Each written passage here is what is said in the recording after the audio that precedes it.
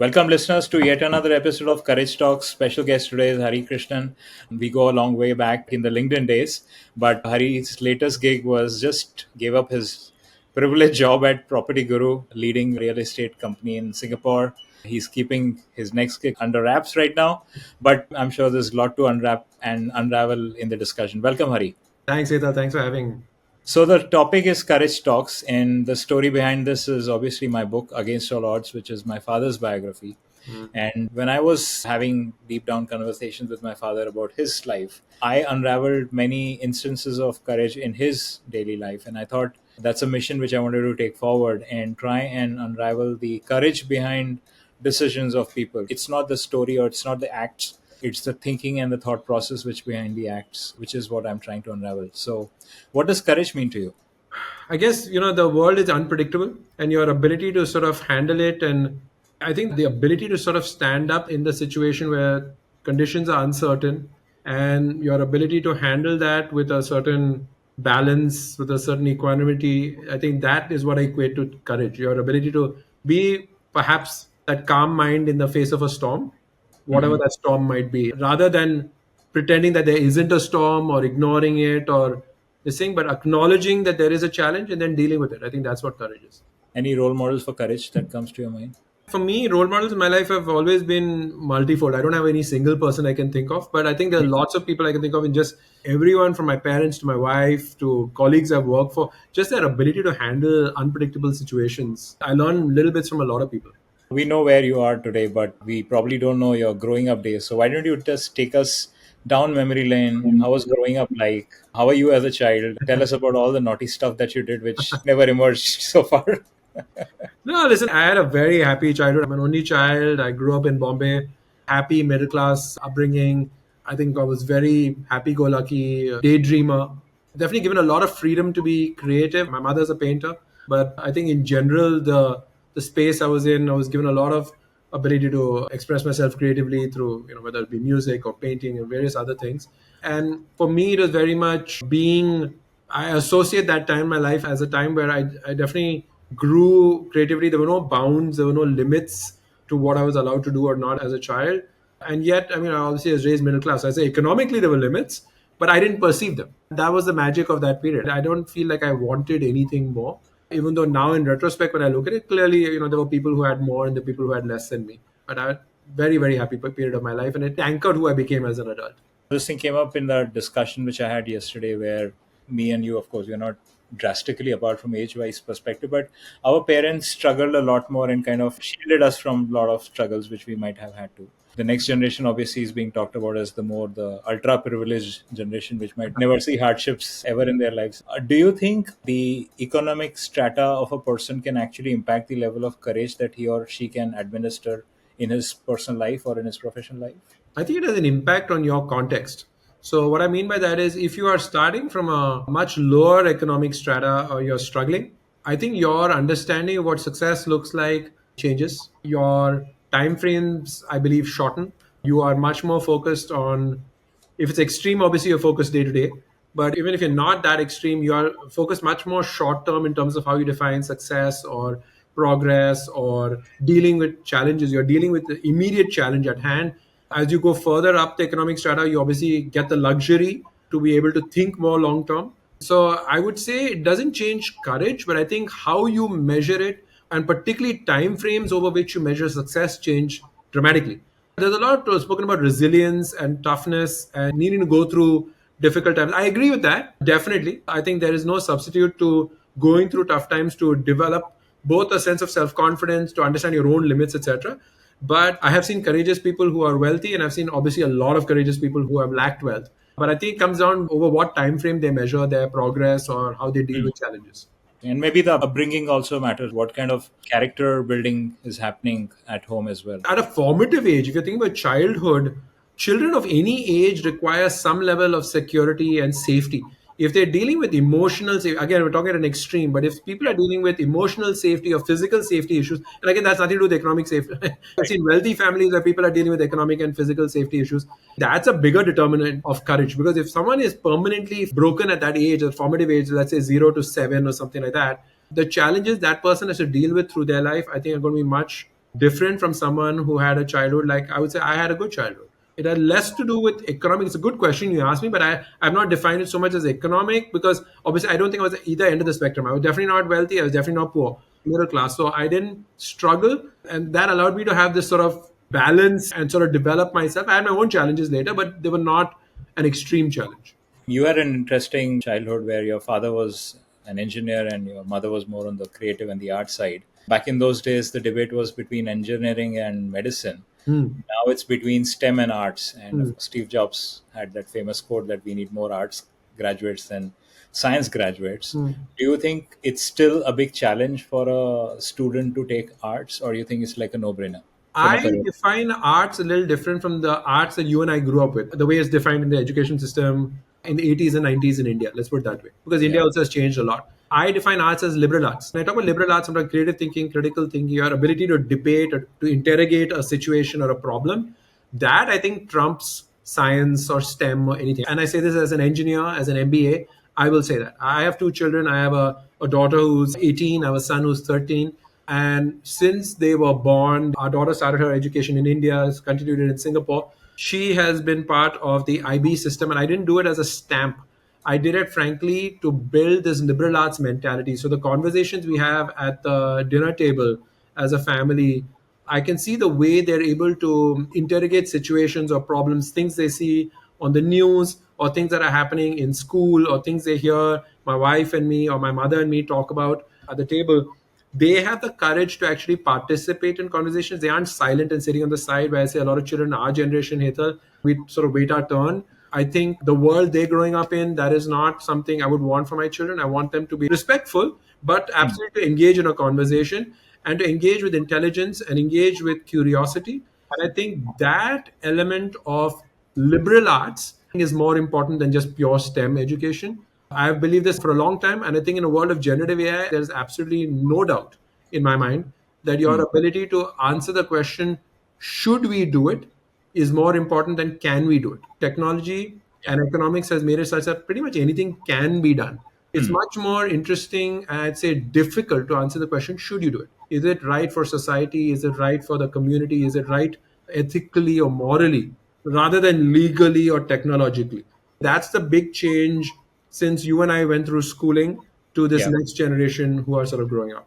No, that's an interesting point that you mentioned, whether you should do it rather than can you do it. And I think where people keep debating, oh, is AI going to kill us? Or AI is going Hmm. to take our jobs? It's like I always treat it like the master and slave mentality. Are you subjugating yourself to AI? Then, of course, AI will kill you. But if you're Hmm. looking at AI as a handy tool, which could be a game changer for your future, and I think that's where the liberal arts mentality comes in because then Good. you're not like looking at AI as a tech product, you're looking AI as just one another tool which has been come into your life. And I think as it evolves, and obviously it's happening real time as you and I speak. But I think, it goes back to your question you asked about my mother and my father. The one thing I learned now, obviously, as an adult observing it, is Hmm. that the observation power I got from my mother. Artists are very good at observing the world. They sit Yeah. back and they're able to observe things. It's what you call right brain thinking, but it's really not about creativity as much as it is about observation part, being able to take a macro view. And my father, definitely one of the things I learned from him, and I wouldn't say all engineers, but definitely from my father, attention to detail, your ability to spot the micro.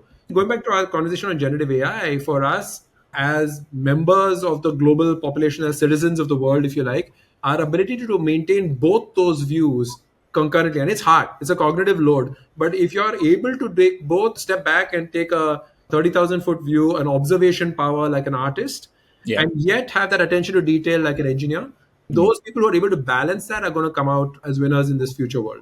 Talking about your father, any particular instance or any particular incident that you remember which stays with you? Something which was distinct about him that kind of. Like a lot of boys, I sort of looked up to my father growing up. The one thing that has stayed with me, and I think perhaps that's the most compelling thing, his legacy. I'm passing it on to the next generation. His grandkids have been raised with it. My dad gave me this. His catchphrase was always, "If you do anything, do it well." As I grew older, he even there would be a corollary to that where he'd say, "You don't have to do everything." So he's not suggesting you should do everything, but he's saying Yeah. if you do choose to do something, do it well. Have pride Hmm. in your work. Have pride in your craft. And I think that definitely came through. So whether it is something as simple as gift wrapping a gift for someone you're going to meet, or Yeah. it's the work product, your actual work that you're working on, You should Yeah. have that pride, because I think that pride in your work is what separates the people who are able to. That pride actually is something that society values. In some cases explicitly, some places implicitly. You and I can instinctively gravitate Yeah. towards the people, the products, the services where someone somewhere along the way has shown that pride, that thoughtfulness around Yeah. it, rather than half-assing it, for the lack of a better word, pardon Mm. my language. But that is a problem, because I think a lot of that, the last 30 years of the digital revolution that you and I have benefited, I've spent my entire career in it, Yeah. there's been a lot of glorification of speed. And yes, I think speed and scaling is important, but there's no substitute for quality. Quality has not gone away. And I Yeah. think that is something which has got lost in that dialogue. No, it's very interesting that you mentioned about observation when you mentioned about your mom. I still remember my dad's first trip to Japan, and he would just go out, take the Suica card, and just do a solo trip on the train, and he would come back and tell us instances and nuances which I would not even observe in the day to day because I was not observing, I was looking. Mm. So I remember he mentioning that, look, I observed that everyone's eyes, most of the people's eyes, if, I mean, this is 2005, 2006, and the smartphone bug was not as prevalent then as it was now. And you would see a lot of people's eyes closed. They were not sleeping, but they were eyes closed. And he said, I understand the concept here is that they don't want to use the power of vision if it's not required. And they are kind of holding back that power of vision to maybe substantiate their power of thinking. And if none of our senses are working, your brain is working Mm. full extra. And they say that accentuates their ability to be able to spend that time 10, 15, 20 minutes closing their eyes and not allowing distraction of any sort. Of course, you can't plug your ears. If you're listening to music, that's okay. But otherwise, if your eyes are closed, if your mouth is closed, if your ears are closed, and I was like, wow, this is actually interesting because for us, invariably, we would see someone's eyes closed. We'd think he's sleeping. But he said, Mm. no, it's not necessary that they need to sleep. The second part about your father saying do it well, I still remember he had a fatuation for calling his employers in Bhopal more like a lower class, not even a middle class background. And it would be a big event for us if my dad's employers were supposed to come home for dinner. And I have distinct memories of he scrupulously cleaning all the coral glassware himself, sweeping the floor, making sure there's not a speck of dust around. Mm. And he used to tell me, look, I can't stretch the size of my house. This is it. But I can make it as clean as possible to ensure there is minimal negativity which can come when someone senior or someone big is coming. I kind of stays with me when we have guests at our place. I just see myself subconsciously doing the same thing. And then I realize, okay, that memory has stayed with me and stayed as well. Staying on family, anything that you observed about your children which has stayed with you, any incident or anything that they said which was more like a aha moment for you and you're like, hey, I never said this. When did you pick this up?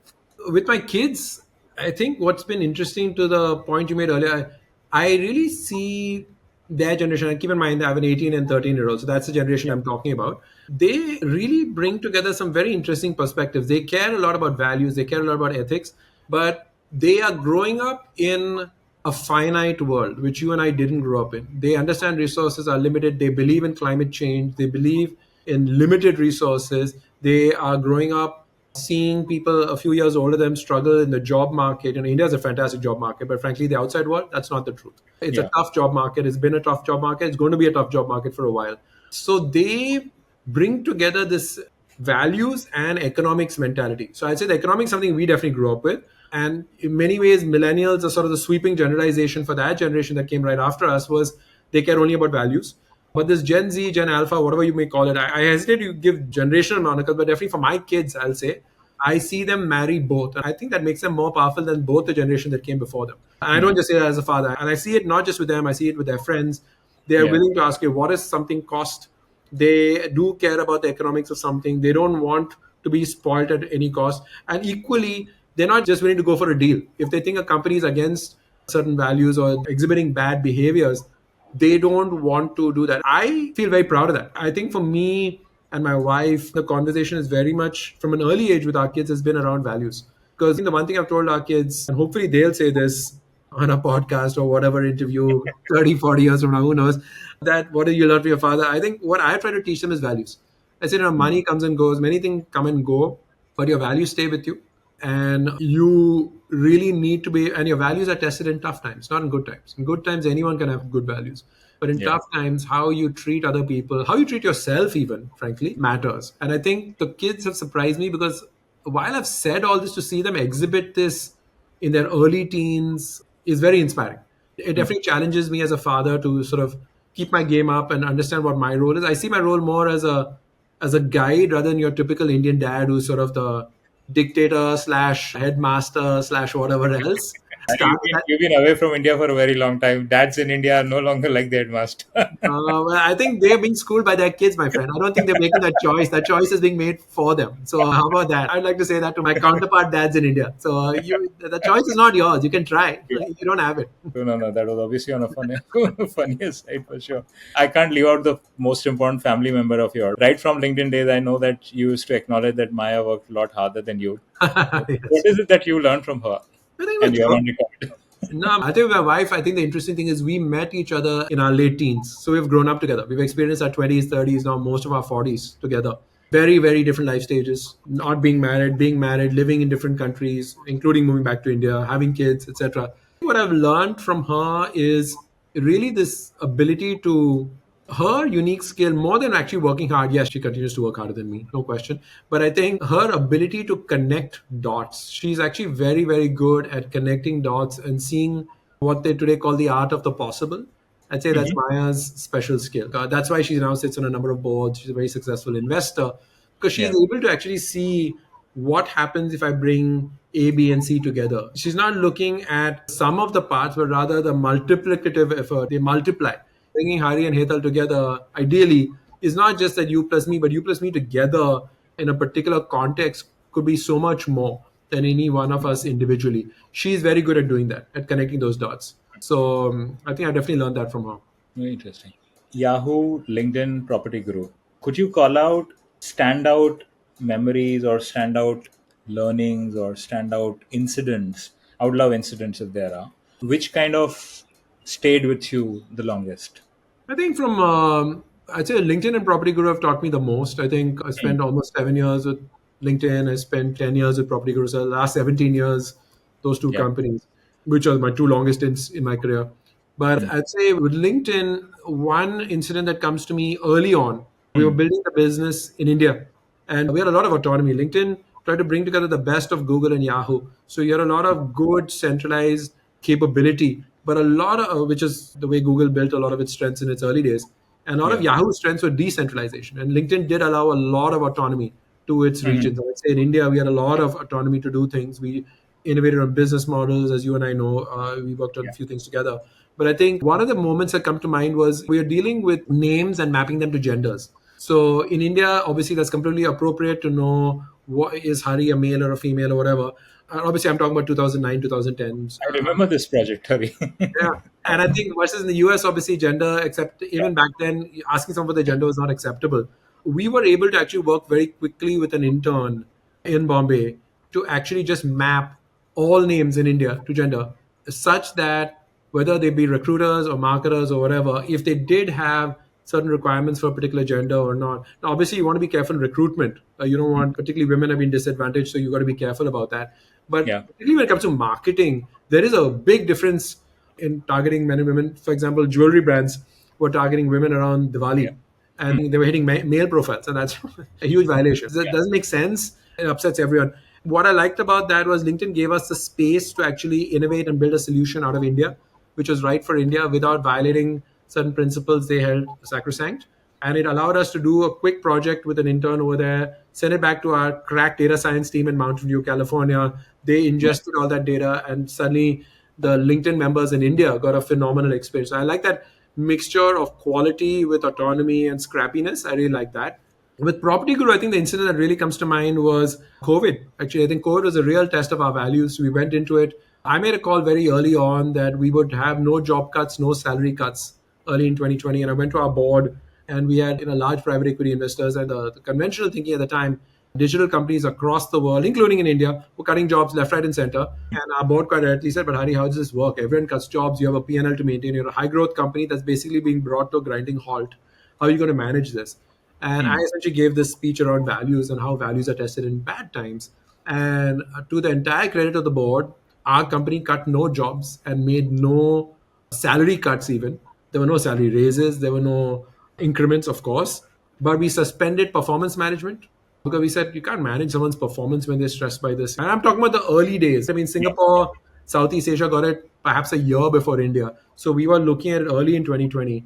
But I think it really tested our values and showed both our staff, but also our customers and our investors what this management team and this board stood for. And it was a real test for me to be able to straddle all the interests, quite rightly, the financial, the fiduciary responsibilities I had to my investors while managing this. And so it required a lot from me and my management team to figure out how to balance all of it and to also get our investors to take a slightly longer term view. The benefit for us accrued for many years right after, because as soon as that was done, the loyalty we got out of our employees, the sort of feedback we got from the community in the marketplace, the kind of solutions we were able to ship, the quality, that work quality product we are talking about, it just, everything went up. The quality of our code went up, the quality of our customer service ratings went up. That means our employees were working harder, our internal ratings, the Glassdoor ratings, everything went up because we had lived consistent with our values. And so I think that's the moment I'd share from my time at PropertyGuru. Of course, the high point of your stint at Property Guru was the NYSE listing. And take us down that journey. What is these memories that remain with you? What were the challenges that clearly tested you out during that time? Something which might have put you in a sort of uncomfortable situation because you've never been there before, but you had to really put up a brave act. And a relatively young company, I would say. It's not that Property Guru has been around for decades, that there were a lot of legions of supporters behind you who could have backed you. So it was more like a big fight for you yourself. So, We went IPO on March 18th, 2022. So we're barely out of COVID. I mean, COVID's still very much part of our reality. All of us are picking up yeah. our vaccines or boosters or whatever it might be. Some of us lost family members. So, there's still that trauma for the world going on. And we started our IPO process late 2021. Obviously, as you know, these IPO, you can't just sort of Yeah. say go and next week you're listed. I think what was interesting was my CFO and I partnered to engineer this strategy while he was based in Malaysia and I was based in Singapore, and we were communicating like this, Hetal. So we're sitting remotely, CEO and CFO, engineering this crazy strategy. We also used that time to execute a very bold acquisition of our leading competitor in the region who was based out of Malaysia, and use that as a key building block for the IPO. So that was one element that I remember. The Yeah. other one is, frankly, just the courage to go to the largest stock exchange in the world, the deepest pool of capital, the New York Stock Exchange, coming from this tiny nation of Singapore, representing Southeast Asia, going out there and having the guts to go swim in the deepest waters. It did allow us to access capital not just from Southeast Asia, but from the US. A lot of investors from Europe actually came in. So we truly got access to global capital, but you needed to have this courage to go and plant your flag on that, the highest of high peaks and say, we have earned the right to stand here. And so I think that journey of getting there in the midst of COVID, and the COVID story led all the way to the actual IPO event, Hetal. New York literally opened a full public mass free mandate 2 weeks before our IPO. And we were one of the very first physical IPOs on the New York Stock Exchange post COVID. So they had these virtual That's checkerboard right. IPOs that happened during COVID, which all of us Yeah. saw. Yeah. Property Guru was one of the first where my team stood on that actual balcony. And we had our guests, including my wife, actually standing right in front of us below the balcony and experiencing it really, like physically. And then obviously our staff experiencing it in Southeast Asia and Singapore, etc. But I'd say that journey of making one bold move after the other, not letting limitations of being virtual, which is still new. Now you and I do it as if it's native, but at the Yeah. time it was still new for most of us, even those of us in the digital industry. And then, frankly, just bringing that together, taking the largest acquisition in the history of the company, combining it with a public transaction as a back to back, and doing that. We had a lot of conversations on the board whether that's the right thing to do or not. Should we do one or the other? And definitely, I was of the opinion we needed to do both. And the board, the investors, and the management team backed up that move and executed against it. I'm very, very proud of a variety of moments, but I'd share these two or three to say it was amazing to make that flight to New York and then execute it. The other aspect of your life is, of course, Singapore, your new adopted home. During your stint at Property Guru, you were also part of the advisory council for the Singapore future. What aspects of Singapore city are something which remains with you very strongly, or something which non-Singaporeans might not know as much? What's holding that city state together? One thing that's interesting, I grew up obviously Indian, and I spent my early formative professional years in America. So very large countries which pride themselves on their size or strength of various kinds. And Singapore is very small. We call ourselves literally the little red dot. I think what I learned in Singapore, sorry, is making lack of size a strength to create amazing outcomes for your citizens. So to build a space which is safe, which is clean, which works, which is efficient, high quality education, high quality healthcare, low taxes. Yeah, have your cake and eat it too. Unapologetically, I say my kids were raised here. I would much rather raise them here than anywhere else. And just the quality of life I've been able to give them, but enabled by Singapore.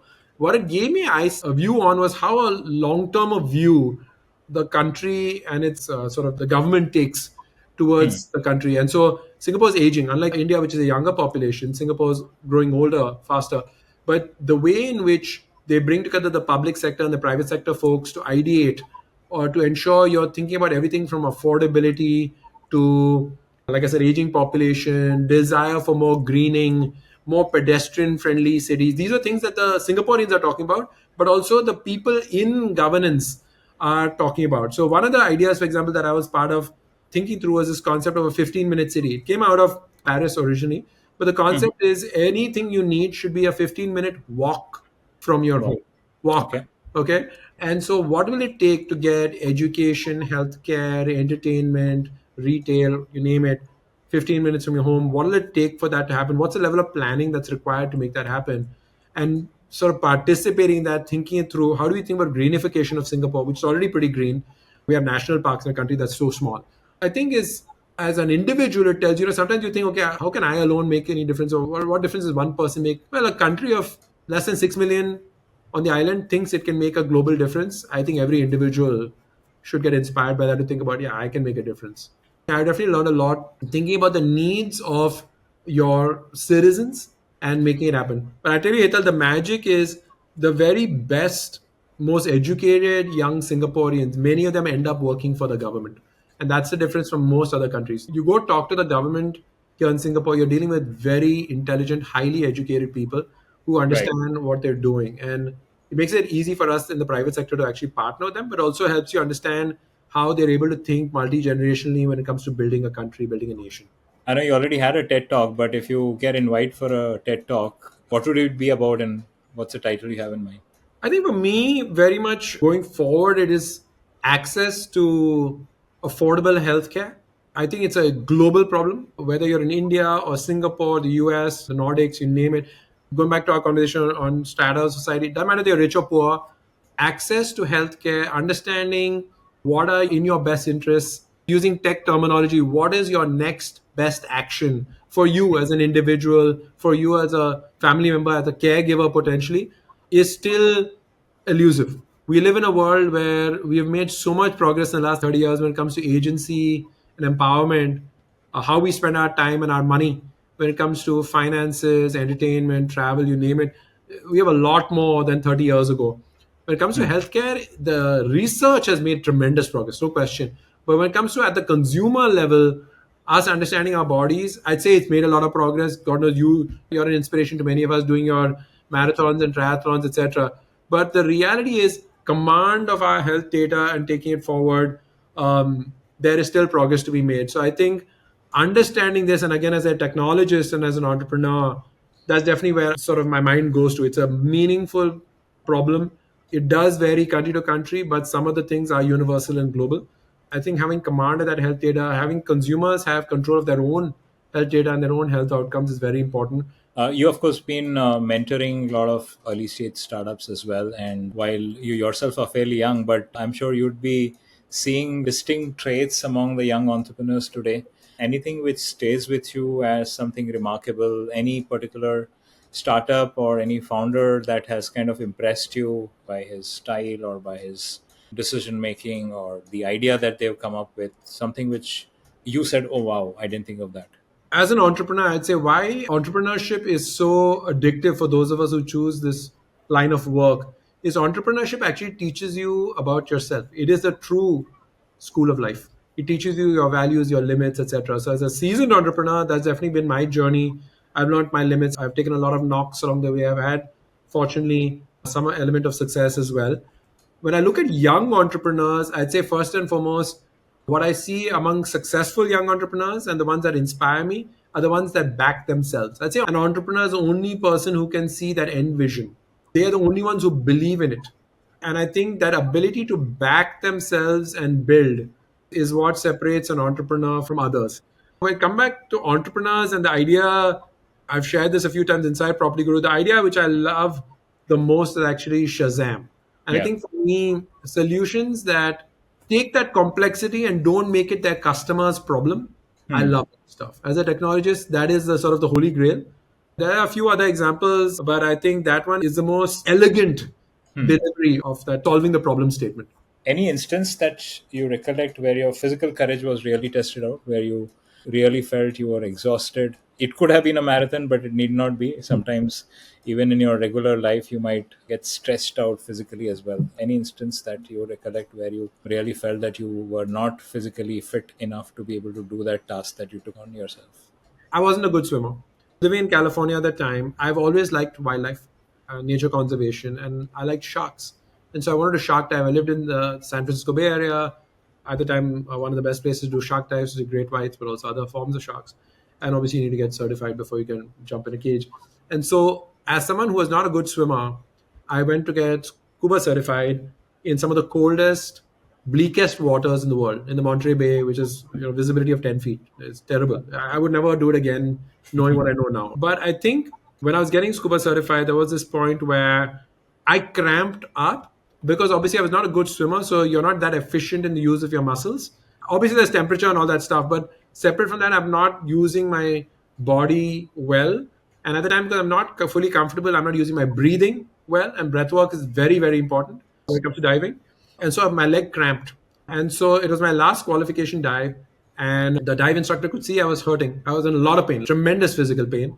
And I signaled like this, which means, take me up. And as we started to ascend, the cramp slightly relieved, but also something clicked in my brain saying, I'll never be able to do this again. And this was me at the absolute limit of my physical thing. And I was doing this purely for myself. And something in me, I just tapped her and I said, take me back down. I finished the dive. You Hmm. understand your limits. You don't resign. There is an acceptance of your limit, and yet a sort of almost a stubborn unwillingness to relent. And Hmm. there's this balance where you strike, and there's a difference between just blind stubbornness. Blind stubbornness has no acceptance. You're just sort of madly going for it. You're almost in denial. Yeah. But that acceptance with that stubbornness, I discovered it on that dive way back in California in the frigid waters. And it told me that I could do more than I thought I was capable of. You've been diving after that? Yeah, many times my kids now dive. My daughter is an aspiring marine biologist herself as a result. But it all started from this one moment where I said, yeah, I'm not a strong swimmer, but I'm not let that limit Yeah. my ability. I'm going to figure it out. By the way, I can swim well now. I can swim well. My kids are dolphins, of course, but I'm not as good as them, but I'm good. We'll go for ocean swim when I'm in Singapore next. Yeah, no, thank you. The other aspect of courage, of course, is mental courage is about taking risk. Any standout risks that you've taken in life and you didn't assume that you would be able to pull it off. I mean, you had a sense of disbelief at the time when you took it up, but you might have put up a bold face with people around you not knowing that you were actually not sure. Early in my entrepreneurship journey, I was part of the leadership team of Travel Guru in India, which eventually was sold to Travelocity, and now I think it's part of another company. But anyway, so at the time we had a board meeting. This is a very birth of e-commerce, right? I mean, online travel people may not remember now, but it was the birth of e-commerce in India between Air Deccan and Indian Railways, and then 4 or 5 companies, including Travel Guru, that started it. And so we are still early in this journey. All of us have VC money, and there's the birth of VC in India even, and so even VCs are figuring their way out. And we're going through this thing. I had built my career in Cisco and Yahoo prior to this, so I never experienced entrepreneurship or the limits of it. And in that board meeting, I was a CMO and head of product, and I was presenting a marketing campaign for the Diwali season. And I was talking about what we're going to do in Delhi and what we're doing in Bombay, what we're doing in the southern cities, and I presented that stuff. And then one of our board directors, I can still remember, he sort of looked me in the eyes, like, I like the idea, Hari. And just so you know, if you don't have a great campaign, this would have been whatever, October, I guess. Hmm. I don't know how we make payroll in December. Now, as a CMO, you're not really thinking about payroll for the organization. You're the cost center. You don't think Oh about my that. God. No, maybe those of us as a marketer might take a little bit of umbrage from that. We think of it as an ROI center, pure cost center. Shit, man. No, we're a little better than that. But no. No, but I think never thought of it in those terms. And I think definitely that stayed with me. I don't believe in sleepless nights, but it definitely gave me a lot of stress at the time. It was the first moment of immense mental stress that I can Yeah. recall. The good news there is we had a phenomenal campaign and it worked out. We made payroll, all that. The other element of courage is, of course, showing emotion. And we grew up in Amitabh Bachchan days, "Mard ko dard nahi hota," and so on. So, have you had to hold back emotions, or did you not hold back emotions in public at any point of time? I don't believe in holding back emotions. I actually think you got to filter emotions. There's a difference. Well, let me clarify. It may Sure. sound like I'm wordsmithing. I'm not. There is a difference. Yeah. I think just unbridled emotion, which is sometimes we like to talk about. You got to really think about: does the audience have the ability to process what you're doing? So let's say you're a leader of a business. Let me talk professional context. I'll talk personal if you want as well. But in the professional context, let's say I'm the CEO and I'm just unbridled talking, and obviously you're talking negative emotion. Positive emotion, super easy. I'm Yeah. euphoric, fantastic. But let's say I'm negative. I'm either angry or I'm really upset and crying, whatever.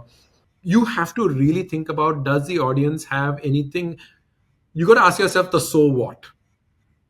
So, does the audience have the ability to use this in some way? Does it serve them? You are serving them as a leader, and you can't be that selfish where you just say, "Okay, I'm going to share," and that's me being authentic. No, it's not you being authentic. That's you being weak. I'm sorry.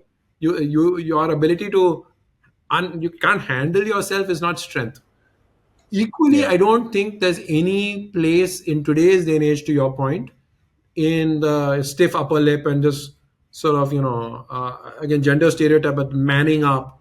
No, I Yeah. think that's absolute nonsense. You shouldn't do that. You got to be authentic. So I believe in actually showing what you feel. So again, I'll go back to the COVID time, and sorry to bring back bad memories for many people, but I was doing bi-weekly videos for my team with a handheld camera on my balcony.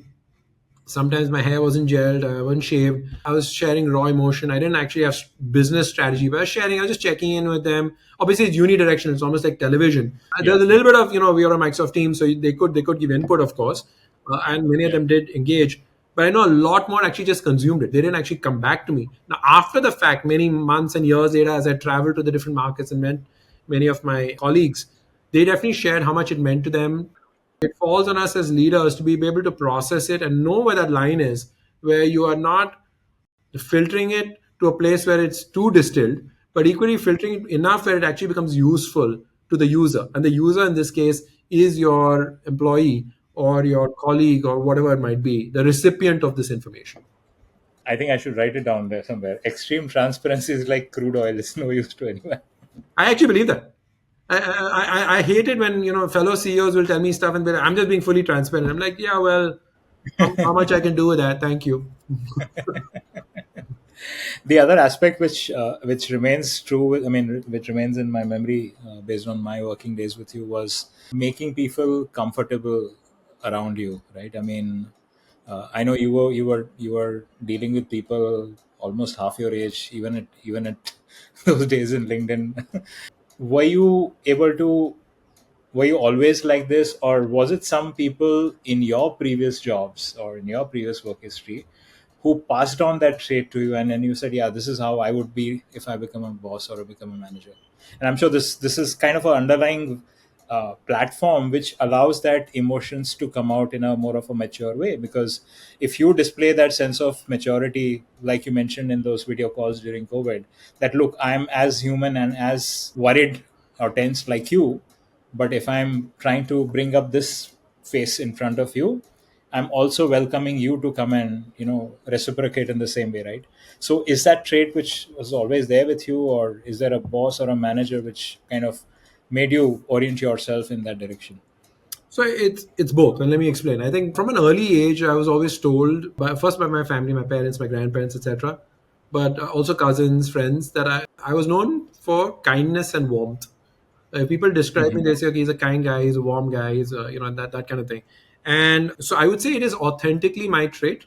But why I say both is I had a manager, Dale Miller. I'll name him because he was so significant in my life when I was at Cisco and in the Bay Area, in the US. And he basically encouraged me to be myself because I was a young professional at the time. Essentially encouraged me to just be myself at all times. And so, frankly, the person who was at work When you and I work together, when I worked with colleagues at LinkedIn, or the person who meets me socially when you come and visit is exactly the same.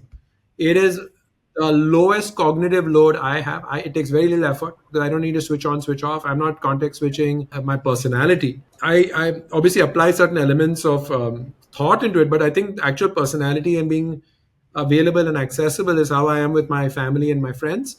Same way with my Hmm. colleagues.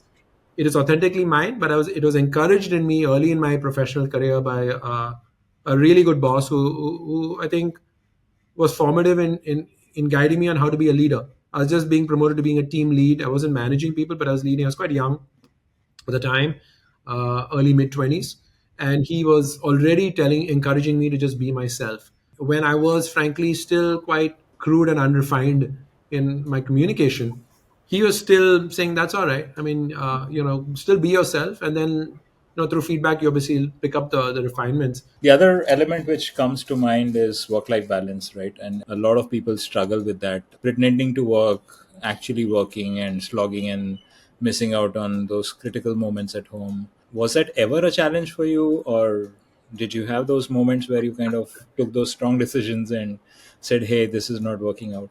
So here I'm blessed, man. I failed in my own eyes early in life. So coming out of my 12th standard in India, I grew up with a brilliant father, right? I mean, he did really, really well. IIT Madras, IIM Ahmedabad, gold medal, this, that, all that stuff. So that's what I grew up hearing. Hmm. Physically, I sort of resemble him. And so there was an element of, oh, you're so and so's son, and you're going to be just like him. And I didn't know at the time, but it was a lot of pressure. And then I did well in my 12th. I know that now, Hetal. But at the time, I thought I didn't do well, right?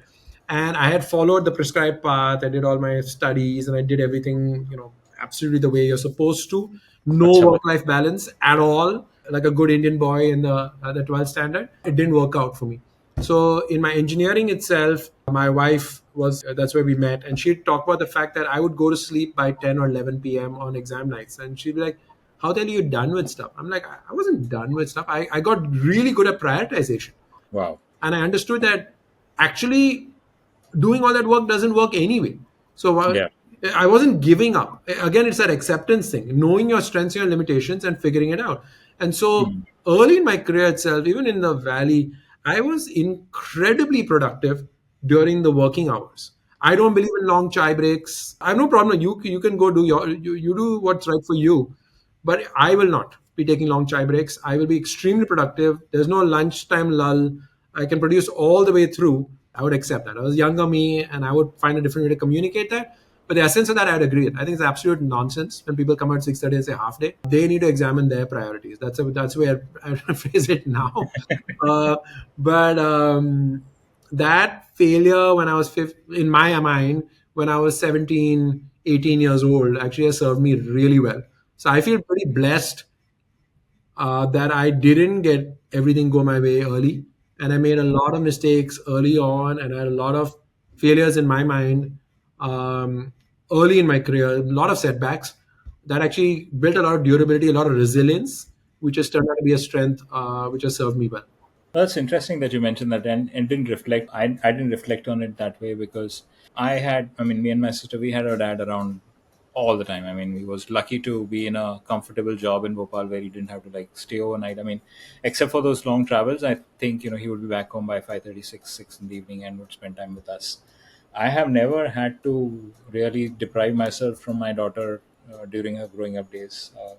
I still remember the joke used to be that the school moms used to crib that how is Anusha's dad able to make it to so many events when the other dads are not there, and those guys would send me those nasty messages on WhatsApp like, "वेला है क्या? तो job नहीं है तेरे पास क्या?" Hetal, most popular dad in the school. And but yeah, of course, as you rightly said. But I think I totally relate to what you're saying, right? I mean, we do what our fathers show us, right? Yeah. And somewhere in the back of the mind it kind of resonates and stays with us. We don't need to really take a conscious step on that. Going forward, what's up next for you? Entrepreneurship, man. I think I'll always be an entrepreneur. I think for me, the way I see the world is instead of focusing on what to do, I started with who. Hmm. Who do I want to work with? So it is completely all the other way around. People say, okay, what's the problem that inspires you? Yeah, many problems inspire me. That's the problem. There are actually lots of problems that inspire me. But when I look back on my time, at again going back to LinkedIn and Property Guru, but all the way back through my career, I've named a boss all the way back to Cisco, 25 years ago. It's I really remember the people. I remember the memories are about people, about individuals. Unless you ask me questions the way you have guided me today, Hital, the unaided recall is all about people and moments, not milestones. And so this time I said, if I were to start a business, I'm going to start with who, not what. Very good. And then I brought together a couple of people who I really like. One I've worked with many times, not recently, but I've worked in the past. One I know very well, and I brought them together, and the three of us started ideating, and then we sort of kicked some ideas around, and then we came up with an idea we really like, and we don't know whether we'll be successful. But the way I figure is, if I'm lucky enough to spend the next 5 or 10 years working with these people to do something, that is success for me already. I'll be at that point in my late 50s, maybe Yeah. pushing 60. That's a great way to spend 10 years, my friend. Tackling meaningful problems with people you like and respect. Yeah. Yeah, no complaints. And that's true, right? I mean, you might choose the wrong destination, but as long as you find the good co-passengers, the journey is guaranteed to be a great experience as well, right? In Totally. fact, co-founder chemistry was one of the research topics that I'd evaluated, right? I mean, Hmm. is it that you chose the co-founder because you like him? Is it that the journey was good because you chose the co-founder? Or vice versa, right? Because you didn't find the right co-founder, probably you might have had a beautiful product which got all messed up because you chose the wrong moment to fight with the wrong person and kind of regretted that. Because, and these are all one instance, right? You just get that one chance to make it or break it, right? If that one chance you lose it, you can't go back and kiss and make up and try and patch up and all. It will never ever remain the same, right? In that one particular instance, how did you react, how did you behave, can actually make or break the thing. So it's a beautiful idea that you said you would rather get those minds together and say that, hey, regardless of which direction we go, regardless of how far we go, we'll have a good time. Because I might not have the energy I had when I was 25, Yeah. but I have network, I have access, I have experience, I have resilience, I have scar tissue, which I Yeah. didn't.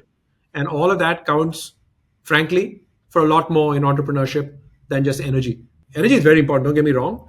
Hmm. But again, entrepreneurship is a marathon, not a sprint. Of course. Your ability to stick with it, to take the knocks and keep standing and keep getting back up and dealing with it. And I think if you have, to your point, if you have co-founders, you're not in it alone. So Hmm. all the load isn't on you. I think there's definitely that too. I'm sure we'll make our own mistakes and we'll have some new lessons to learn. Yeah.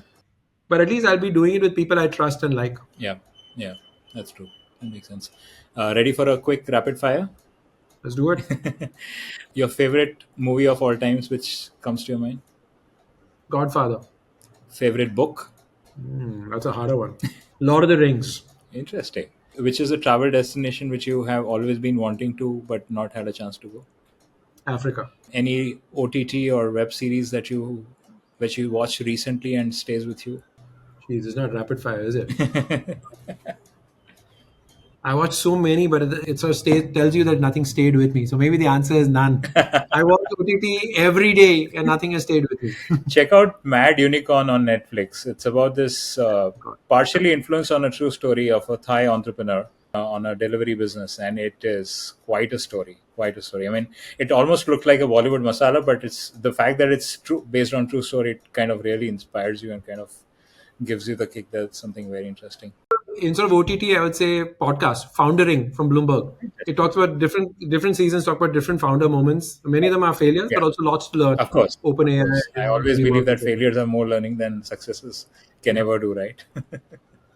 Well, thank you for having me, Hey, man. It's been a real pleasure. And so beautiful to, I know you shared your story about your father yeah, and the book and everything else, but to participate in this yeah. and to reconnect, it's really nice. I'm very humbled that you invited me Thanks for a that. lot. It was totally worth the 1 year plus that you made me wait before we could record this. So the best things are worth waiting Of for, my course, friend. no doubt about that. Thank you. Thank you Thanks a for that. lot. Thank you.